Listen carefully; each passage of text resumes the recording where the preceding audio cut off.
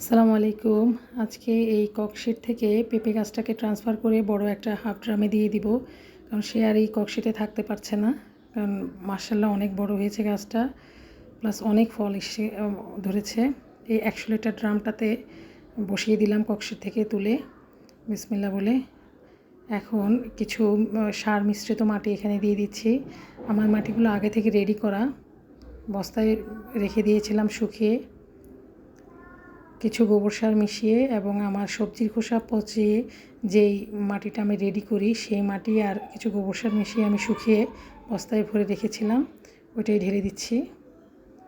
ইনশাল্লাহ আশা করি কয়েকদিনের মধ্যেই সেট হয়ে যাবে গাছটি।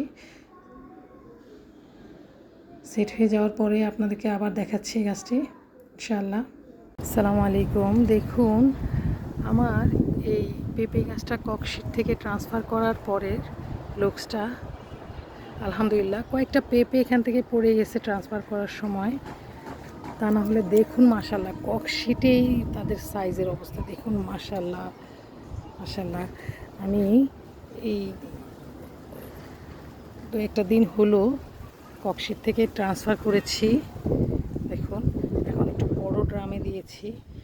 আর এইটা তো ম্যাজিক, এই ডাব্বার নিচে ফুটা, এই পটটার নিচে ফুটা করে এটার উপরে আমি ভেজিটেবলের সব রকমের ফল, সবজির খোসা এগুলো রাখি। এগুলো আস্তে আস্তে গলে গলে নিচে এটার যে রসটা, এটা লিকুইড ফার্টিলাইজার হিসেবে অনেক দারুণ কাজ করে। আর এখন বড় ড্রামে দিলাম, তার কারণ হলো এই ককশিটে আর থাকতে পারতেছিল না, যার কারণে বড় ড্রামে দেওয়া হলো। আজকের মতো এখানেই বিদায় নিলাম। আল্লাহ হাফেজ।